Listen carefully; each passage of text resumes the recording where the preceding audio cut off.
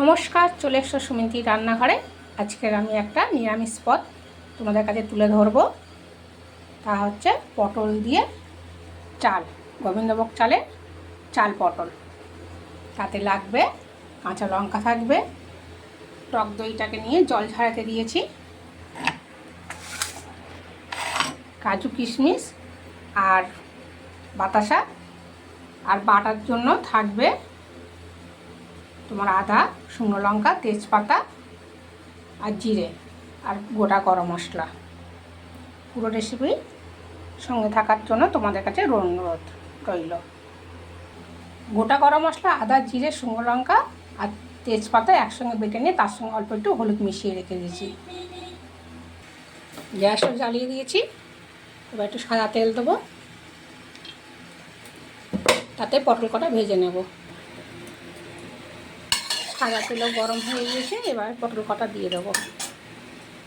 পটল কটা চিড়ে চিড়ে দিয়েছি যাতে নুন টুন ঢুকবে।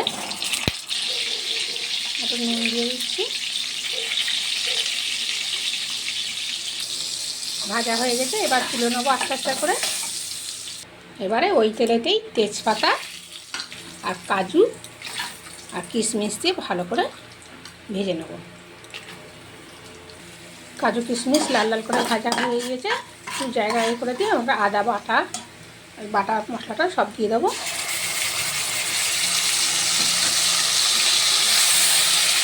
ভালো করে নাড়াচাড়া দিয়ে কাঁচা গন্ধটা যায় সেরকম মতন করে নেব।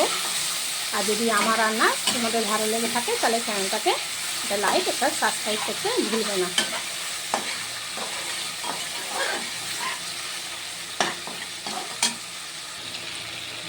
এতে অল্প একটু হিং দিয়ে দেবো। সব ভাজা ভাজা ভেজে খুব সুন্দর গন্ধ বেরোচ্ছে। বন্ধুরা একবার বাড়িতে বানিয়ে খেয়ে দেখবে, খুব সুন্দর খেতে হয়। এবার চালটাকে ভালো করে জল ঝরাতে দিয়েছিলাম, সেই জল ঝরানোর চালটাকে দিয়ে এবার সুন্দর করে নাড়াচাড়া করব। আমি তো অনেকক্ষণ ধরে নাড়াচাড়া করেছি।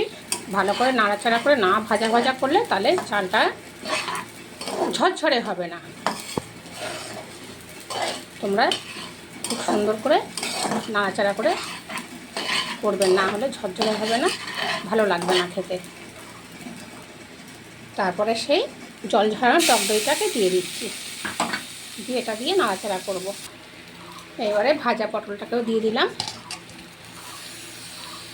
দিয়ে ভালো করে নাড়াচাড়া করব। আর ভালো করে মেশানো হয়ে গেছে। এবার উষুম উষুম গরম জলটা ঢেলে দেবো।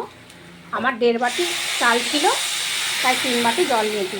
জলটা ঠিক মতন নেবে, না তো চাল নয় গলে যাবে, নয় শক্ত হয়ে থাকবে। তোমরা যে যেরকমভাবে চাল নেবে তার ডবল জল নেবে, আর জলটা অবশ্যই গরম করে নেবে।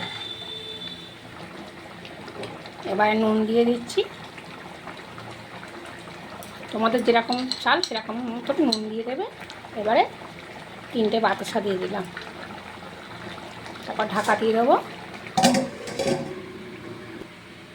এবার ঢাকনাটা খুলে কটা কাঁচা লঙ্কা দিচ্ছি গোটা গোটা, আর একটু ঘি দিয়ে দিচ্ছি।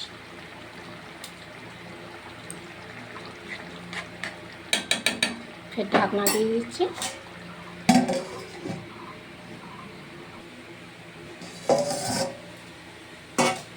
কি সুন্দর গন্ধ বেরোচ্ছে বন্ধুরা, তোমরা একবার বাড়িতে তৈরি করে খেয়ে দেখবে। এত সুন্দর গন্ধ বেরোচ্ছে, আর কি সুন্দর ঝরঝরে হয়ে গিয়েছে।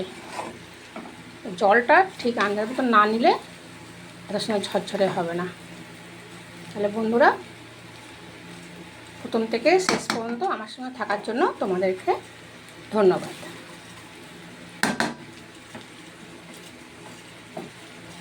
দেখো কি সুন্দর ঝরঝর ঝরঝর করছে ভাত। দেখো বন্ধুরা কি সুন্দর ঝরঝরে হয়েছে, একদম এত সুন্দর খেতে লাগছে, আর এত সুন্দর সব কিছু পারফেক্ট। আমি আর একবার বলছি, তোমরা একটু বানিয়ে বাড়িতে খেয়ে দেখবে, তারপর কমেন্টে বলবে কেমন হয়েছে। যদি ভালো লেগে থাকে তাহলে একটা লাইক, একটা সাবস্ক্রাইব করতে ভুলবে না। তাহলে দেখা হবে নেক্সট ভিডিওয়ে। টাটা, সবাই ভালো থাকবে।